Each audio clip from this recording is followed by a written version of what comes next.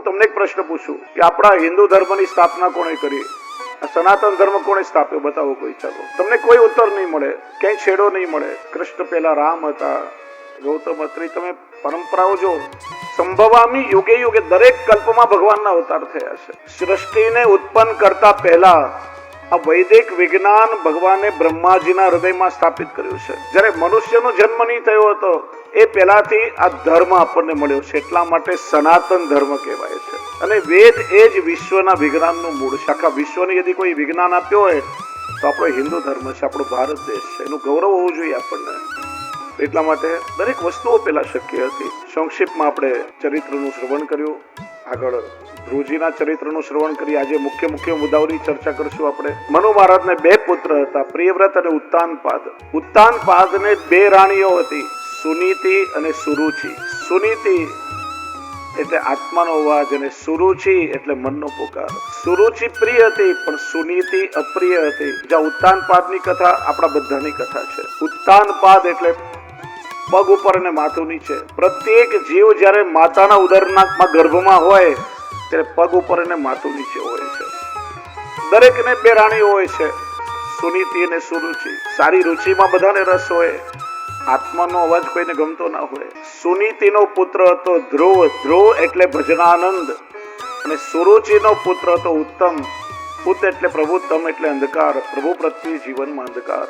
જીવ જ્યારે સુનીતિને પ્રેમ કરે ત્યારે ભજનાનંદની પ્રાપ્તિ થાય, પણ સુરુચિને પ્રેમ કરે ત્યારે પ્રભુ પ્રત્યે જીવનમાં અંધકાર આવે છે. એકવાર ઉત્તમ પિતાના ખોળામાં રમી રહ્યા હતા. નાનકડા બાળક ધ્રુવજી રમતા રમતા આવ્યા.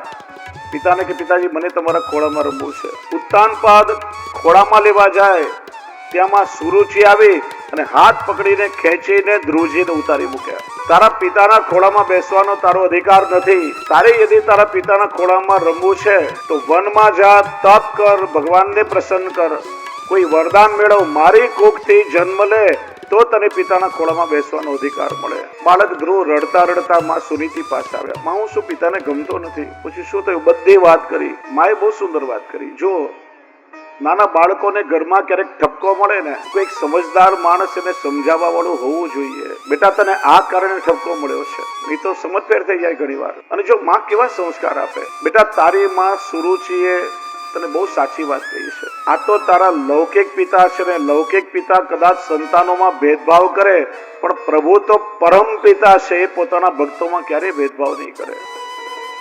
અને બેટા આ તને માના રૂપમાં ગુરુ મળી છે. કદાચ હું તને પ્રભુ સુધી પહોંચવાની વાત ના કહેત, આ તારી માએ તને બહુ સુંદર વાત કહી કે પ્રભુને પ્રસન્ન કર, વરદાન મેળવ.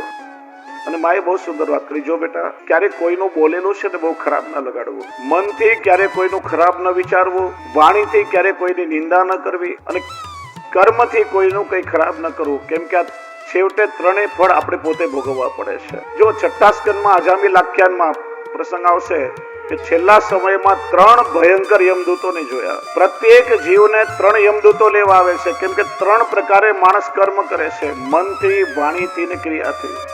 મનથી તમે કોઈના માટે ખરાબ વિચારો, માણસને પાગલપન હોય, ડિપ્રેશનમાં જીવતો હોય, માનસિક તણાવ હોય, આ બધું માનસિક કર્મનું ફળ છે. વાણીથી તમે જ્યારે કોઈની નિંદા કરો, ઘણીવાર માણસ બોલી ના શકતો હોય, જીભ થોતવાતી હોય, આ બધું વાચિક કર્મનું ફળ છે. અને ગુજરાતીમાં કહેવત તો બધા જાણો છો કે ખાડો ખોદે એ પહેલા પડે. કર્મથી કોઈનું બગાડો તો એ ફળ પણ આપણે ભોગવવું પડે છે. એટલા માટે મન, કર્મ અને વાણીથી ક્યારે કોઈનું ખરાબ ન કરવું. બેટા તું વનમાં જઈ પ્રભુનું આરાધન કર, ચોક્કસ ઠાકોરજી તારા પર પ્રસન્ન થશે. માના આશીર્વાદ લઈ અને નાનકડા બાળક ધ્રુવજી પ્રભુને મેળવવા માટે ઘરેથી નીકળી પડ્યા છે. નારદજી મળ્યા. નારદજીને ચિંતા થઈ, ક્યાંક આ નાનકડો બાળક આવેશમાં આવીને તો ઘરમાંથી નથી નીકળી પડ્યો. નારદજી પરીક્ષા કરી, ડરાવવા લાગ્યા. બેટા તો જંગલમાં જઈ રહ્યો છે, ત્યાં તો વાઘ, વરુ, ચિત્તા, હિંસક પશુઓ હશે, તને ફાડી ખાશે.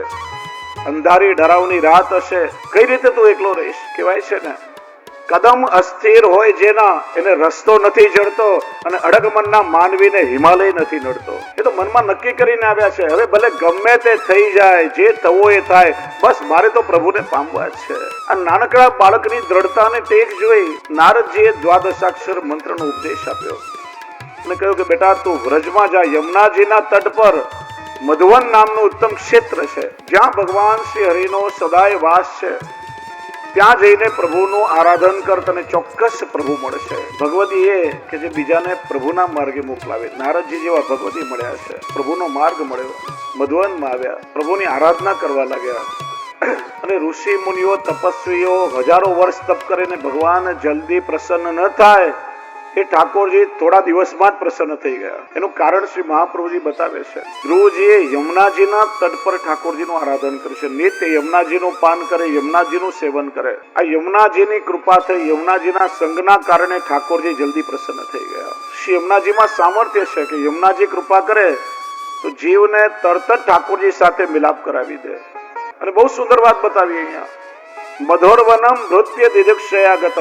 ભગવાન આજે પોતે ગરુડ પર બિરાજીને પોતાના ભક્તના દર્શન કરવા પધાર્યા છે. ભક્ત તો ભગવાનના દર્શન કરીને રાજી થાય, પણ હજારો ભક્તોના ટોળામાં ભગવાનની દ્રષ્ટિ પણ કોઈ એવા ભક્તને શોધી રહ્યો હોય જે ભગવાન પાસે કઈ માગવા ના આવ્યો હોય, પણ ભગવાનને માગવા આવ્યો હોય. આપણે જયારે પ્રભુના દર્શન કરવા જઈએ છીએ ત્યારે માગણીનું કેટલું લાંબુ લિસ્ટ હોય છે.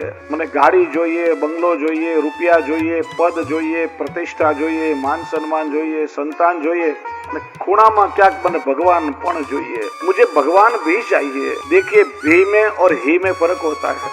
भगवान भी चाहिए वहां तक भगवान नहीं मिलेंगे. जब दृढ़ता से कहोगे मुझे केवल भगवान ही चाहिए, तभी ठाकुर जी तुमको मिलेंगे. भगवान પણ જોઈએ ત્યાં સુધી ન મળે, પણ મને ઠાકોરજી જ જોઈએ, બીજું કઈ નહીં, તો ઠાકોરજી પ્રસન્ન થાય. આજે પ્રભુ પોતે ભક્તના દર્શન કરવા પધાર્યા છે. અને વૈષ્ણવ યાદ રાખો, આપણે જયારે ઠાકોરજીની સન્મુખ દર્શન કરવા જઈએ ને, ત્યારે ઠાકોરજી પણ પોતાના ભક્તોના દર્શન કરીને પ્રસન્ન થતા હોય છે.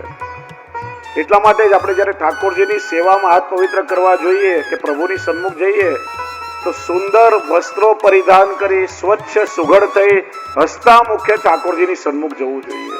શ્રી હરિરાયજી ભગવત સ્વરૂપ લક્ષણાની નામના ગ્રંથમાં આજ્ઞા કરે છે, ક્લેશ યુક્ત મુખમ દ્રષ્ટવા કૃષ્ણો ગચ્છતિ સત્વરમ. આખો દિવસ વારે ઘડી આપણે ફરિયાદ કરતા હોઈએ, રડતા હોઈએ, તો એવા ઉદાસ ચહેરાને જોઈને પ્રભુ તરત જ ત્યાંથી પધારી જાય છે. ઠાકોરજીને ગમતું નથી ક્યારે. રોગ કકડ ભગવાનને ક્યારે ના ગમે.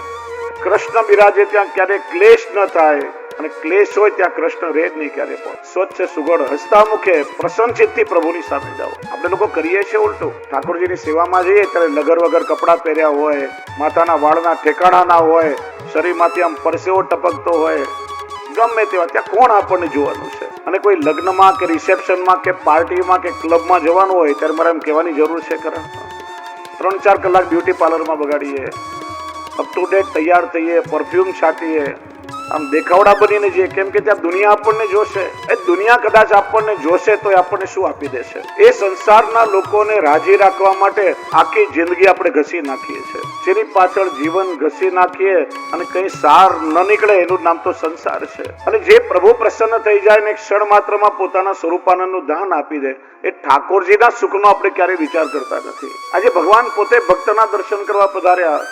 નાનકડા ધ્રુવજીના મનમાં થઈ રહ્યું છે કંઈક શબ્દોથી પ્રભુની સ્તુતિ કરવું, પણ નાનકડા બાળક છે, શબ્દ બોલતા પૂરું આવડતું નથી. અને જો ઠાકોરજીને સાંભળવા માટે કોઈ શબ્દોની જરૂર નથી. પ્રભુ અંતર્યામી છે, તમારા અંતરનો ભાવ પ્રભુ જાણે છે. ભગવાન ખાલી જો શબ્દો જ સમજતા હોય ને તો દુનિયામાં ભગવાનને 7000 ભાષા શીખવી પડે. હું ઘણી વાર કહું છું, એક મંદિરમાં એક વિદ્વાન પંડિત વેદના મંત્રોથી પ્રભુની સ્તુતિ કરી રહ્યા હતા, અને બાજુમાં 6-7 વર્ષનો એક નાનકડો બાળક હાથ જોડી આંખ બંધ કરી મનમાં કઈ ગણગણાટ કરતો હતો. પેલા પંડિતે વિચાર્યું કે હું તો વેદ શાસ્ત્રનો જ્ઞાતા છું, મને બધા મંત્રો આવડે છે, આ બાળકને કયા મંત્રનું જ્ઞાન હશે? શું ભણ્યો હશે? એ કયા મંત્રથી પ્રાર્થના કરતો હશે? પૂછ્યું, બેટા તું કયા મંત્રથી ભગવાનની પ્રાર્થના કરે છે? પેલું બાળકે, મહારાજ હું તો બિલકુલ ભણેલો નથી, મને તો કોઈ મંત્ર બોલતા આવડતા નથી. હું તો દરરોજ અહીંયા મંદિરમાં આવું છું, પ્રભુની સામે હાથ જોડીને ઉભો રહું છું, અને મનમાં આખી કક્કા બારખડી બોલી અને ઠાકોરજીને એવું કહ્યું કે ભગવાન જે અક્ષર તમને જ્યાં ઠીક લાગે ત્યાં ગોઠવી લેજો. વિચારો કે કોની પ્રાર્થના પ્રભુ સુધી પહેલા પહોંચે. પ્રભુને કોઈ શબ્દોની જરૂર નથી. અરે ધ્રુવજી શબ્દથી સ્તુતિ કરે એ પેલા તો પોતાના નેત્રોના અશ્રુથી પ્રભુનું પાદ પ્રક્ષાલન કર્યું છે. અને સમય ઠાકોરજીએ વેદ સ્વરૂપ શંખનો સ્પર્શ ધ્રુવજીના ગાલ પર કરાવ્યો અને ભગવાન દ્વારા પ્રાપ્ત થયેલી અલૌકિક વાણીથી ધ્રુવજીએ પ્રભુની સ્તુતિ કરી છે. યોન્ત પ્રવિશ્ય મમ વાચ મિમામ પ્રસુપ્તામ સંજીવ યત્યખિલ શક્તિધર સ્વધામના અન્યાંશ હસ્ત ચરણ શ્રવણત્વ ગાદીન પ્રાણાન નમો ભગવતે પુરુષાય તુભ્યમ.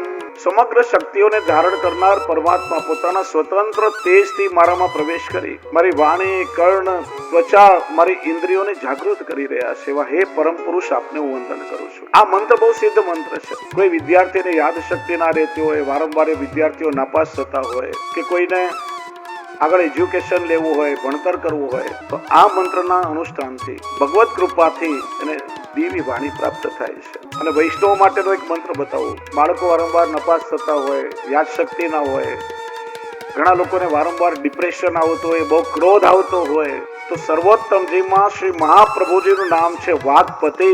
બાળકોથી લઈને મોટા સુધી દરેક કરી શકે. શ્રી વાઘપતયે નમઃ.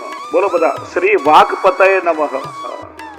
આ એકલો સિદ્ધ મંત્ર છે. શ્રી વલ્લભની સાનિધ્યમાં બેસી દરરોજ 3 માળા કરવી જોઈએ. કમસે કમ 1 માળા દરરોજ કરો, વાણી ખુલે, યાદ શક્તિ, મેમરી એટલી શાર્પ થાય. અનુભવ કર્યો છે કે નપાસ થતા વિદ્યાર્થીઓ ફર્સ્ટ ક્લાસ પાસ થતા હોય છે. ક્યારે માણસને ડિપ્રેશન ના આવે, ક્રોધ ના આવે, એવું સિદ્ધ મંત્ર છે. ઠાકોરજી ધ્રુવજી પર કૃપા કરી છે અને વરદાન આપ્યું કે અત્યાર સુધી કોઈને નથી મળ્યું એ ધ્રુવ સ્થાન હું તને આપું છું. ગ્રહ, નક્ષત્ર, તારાઓ જેની પ્રદક્ષિણા કરે છે, 36,000 વર્ષ ધર્મપૂર્વક તું ત્યાં રાજ્ય કરીશ અને પછી મારા પરમ ધામને તું પ્રાપ્ત થઈશ. આજ ધ્રુવજીના વંશમાં અંગ થયા, અંગના વેન થયા અને આ વેન રાજા બહુ નાસ્તિક થયા. પ્રજાને બહુ પ્રતાડિત કરી, પ્રજાના બધા ધર્મ કાર્યો બંધ કરાવી દીધા. પ્રજાએ બળવો કર્યો, વેનને માર્યો, એના બાહુનું મંથન કર્યું, એમાંથી પૃથુ થયા છે. 17 અને 18મા અધ્યાયમાં પૃથુ રાજાનું ચરિત્ર કહ્યું. આ પૃથુ રાજાએ પૃથ્વીનું દોહન કર્યું છે. પૃથુ રાજા પહેલા કોઈએ નાગરિક જીવનની કલ્પના નહીં કરી હતી. આ પૃથુ રાજાએ પર્વતના શિખરો તોડી સમતલ બનાવ્યા, ગામ, નગર, શહેર, ગાયોની ગૌશાળા, રબારીના નેસડા, સોના ચાંદીને ધાતુની ખાણો, આ બધી વ્યવસ્થા પૃથુ રાજાએ કરી. દરેકને આજીવિકા મળી અને લોકોને નાગરિક જીવન મળ્યું છે. પૃથુ રાજાએ 99 યજ્ઞ કર્યા. તેમાંથી યજ્ઞ નારાયણ ભગવાન પ્રગટ થયા અને પૃથુ રાજાને માગવાનું કહ્યું. શું માગ્યું જો તમે? ઠાકોરજી કંઈક માગવાનું કે પ્રસન્ન થઈને, તો વૈષ્ણવ ઠાકોરજી પાસે ક્યારે લૌકિક ન માગશો. ઉલટું ભગવાન તો લૌકિક સંસારના વેરી છે.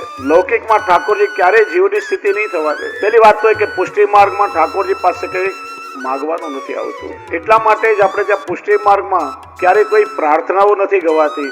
તમે શ્રી મહાપ્રભુજી, ગુસાઈજી, આચાર્ય બાલકો, અષ્ટસખાઓ કે કોઈ પણ ભગવદીનો ચરિત્ર જુઓ, કોઈ એક પણ પ્રાર્થના નથી ગાઈ. આપણે ત્યાં સ્તોત્ર છે, સર્વોત્તમ સ્તોત્ર, યમુનાષ્ટક સ્તોત્ર, ગિરિરાજધાર્યાષ્ટકમ સ્તોત્ર, મધુરાષ્ટકમ સ્તોત્ર, ત્રિવિધ નામાવલી, પુરુષોત્તમ સ્તોત્ર કોને કહેવાય? કે જેમાં પ્રભુના નામ, રૂપ, ગુણ અને લીલા દ્વારા ભગવાનની સ્તુતિ કરવામાં આવી હોય. બીજું આચાર્ય ચરણોના ઉપદેશાત્મક ગ્રંથ છે. બાલબોધ, સિદ્ધાંત મુક્તાવલી, સિદ્ધાંત રહસ્ય, નવરત્ન, ચતુશ્લોકી, સેવાફલ. આ ઉપદેશાત્મક ગ્રંથ છે. પોતાના જીવોને માર્ગમાં સ્થિત કરવા શ્રી મહાપ્રભુજી આપેલા ઉપદેશો છે. ત્રીજો પ્રકાર છે વિજ્ઞપ્તિ, જેમાં કોઈ અલૌકિક યાચના કરવામાં આવી હોય. પ્રાર્થનાઓ તમને નહીં મળે, કેમ કે ઠાકોરજી પાસે આપણે લોકો માગીને શું માગીએ છીએ? લૌકિક વસ્તુ. પહેલી વાત તો એ કે આપણને ખબર નથી કે આપણે ઠાકોરજી પાસે જે માગીએ છીએ એનાથી આપણું હિત થશે કે આપણું અહિત થવાનું છે. જીવ ઘણીવાર માગીને પોતાનું અહિત માગી લે છે. પેલો કુંભકર્ણ ઇન્દ્રાસન માગવા ગયો અને નિંદ્રાસન માગી આવ્યો. કે છે ને, પતિ પત્ની દરરોજ ભગવાનના દર્શન કરવા જાય, બધું સુખ હતું, પણ એમને કોઈ સંતાન નહીં. પ્રભુને વિનંતી કરી કે ભગવાન એક દીકરો થાય તો તમારી બહુ કૃપા. વર્ષો સુધી પ્રભુને પ્રાર્થના કરી, છેવટે ભગવાને દીકરો આપ્યો. સુખી પરિવાર, લાંબા સમય દીકરો થયો. બહુ લાડ પ્યારથી એનો ઉછેર થયો. એની દરેક ઈચ્છા, દરેક જીદ મા બાપ પૂરી કરે. પરિણામે તોફાની બેફામ થયો. 20 વર્ષે જેને પિતા સાથે કઈ બોલાચાલી થઈ ત્યારે બાપની છાતી પર લાત મારી. પિતા રડતા રડતા મંદિરે ગયો કે ભગવાન અમારું કયા જન્મનું પાપ? ભગવાન કે કોઈ જન્મનું પાપ નહીં, પણ આ જન્મની તારી માગણી. તને સંતાન થાય એમાં તારું હિત નથી, એ મને ખબર છે. તે બહુ માગ્યો એટલે મેં તને આપ્યો, હવે તું જેનું પરિણામ ભોગવ. પ્રભુ પાસે જે માગીએ છે એનાથી આપણું હિત થશે કે હિત ખબર નથી. અને માગી માગીને આપણે બે હાથે માગીએ છીએ, આપવા વાળો 1000 હાથે આપણને આપે છે. કે છે ને 6-7 વર્ષનું બાળક એની મમ્મી સાથે પેલા દુકાનમાં આવ્યું, તો પેલા ચોકલેટ પેપરના ડબ્બા હતા, એ બાળક ટગર પેલી ચોકલેટ સામે જોયે, દુકાનદારને બાળક બહુ લાડકો લાગ્યું, ગમ્યું કે બેટા લઈ લે, કઈ વાંધો નહીં. પેલા એ ના લીધી. બેટા હું કઉ છું ને લઈ લે, પેલા એ ના લીધી. 3-4 વાર દુકાનદારે કહ્યું કે બેટા તને ગમતી હોય તો ચોકલેટ લઈ લે, પેલો ના લે. એ દુકાનદારે મુઠ્ઠીઓ ભરીને એના ખિસ્સામાં ભરી દીધી. હવે ખરીદી કરીને પાછા વળતી મમ્મી કે પેલા દુકાનદાર અંકલ ક્યારના કહેતા હતા લઈ લે, નતો લેતો, બહુ આયડો થતો હતો. દીકરાએ બહુ સરસ જવાબ દીધો, મમ્મી હું કદાચ ચોકલેટ લેત તો મારા નાનકડા હાથે 1-2 ચોકલેટ લઈ શકત, પણ મેં ના માગી તો પેલા દુકાનદાર અંકલે મારા બધા ખિસ્સા ભરી દીધા. એમ આપણે બે હાથે પ્રભુ પાસે માંગીએ છીએ, અનંત હાથે પ્રભુ આપણને આપવા માટે બેઠા છે. એમના પર છોડી દો, એ કૃપા વરસાવશે, કોઈ કમી નહીં રાખે. ઋતુરાજાને ભગવાને માગવાનું કહ્યું. જો ઠાકોરજી પાસે શું વિનંતી કરવી, ક્યારેક માગવાનું આવે તો શું માગવું. છીત સ્વામીએ માગ્યું, અહો બિદના તો પે અચરા પસાર માગો, જન્મ જન્મ દીજે યાહી બ્રજ બસવો. રસખાનજીએ માગ્યું, માનુષ હો તો વહી રસ ખાની, બસો બ્રજ ગોકુલ ગામ કે ગ્વારન. જો પશુ હો તો કહા બસ મેરો, ચરો નિત્ય નંદ કી દેનો મંજારન. पाहन हो तो वही गिरी को जो लियो हरि छत्र पुरंदर कारण, और जो खग हो तो बसेरो करो मिली कालिंदी कुल कदम्ब की दारन. हे प्रभु મને કોઈ પણ શરીર મળે પણ પ્રત્યેક જન્મ મને વ્રજમાં મળે એવી કૃપા કરજો. જો માણસનું શરીર આપો તો મને વ્રજમાં કોઈ ગ્વાલ બનાવો, આપના ગ્વાલબાલ સાથે ખેલી શકું. પશુ બનાવો તો મને વ્રજમાં કોઈ ગાય બનાવો. જો મને પથ્થરનું જળ શરીર મળે તો મને ગિરિરાજજીની શિલા બનાવો, કે ઇન્દ્રનું માન ભંગ કરવા જેને આપે છત્ર બનાવીને ધારણ કર્યું. અને જો પક્ષીનું શરીર મળે તો યમુનાજીના તટ પર કદમના વૃક્ષ પર બેસી નિત્ય યમુનાજીનું સેવન કરવું. પણ દરેક જન્મ પ્રભુ મને વ્રજમાં આપો. પરમાનંદાજીએ કેટલું સુંદર માગ્યું છે, યહ માંગો ગોપીજન વલ્લભ, માનુષ જન્મ और हरि सेवा, ब्रज बसो महे दीजे सुल्लभ.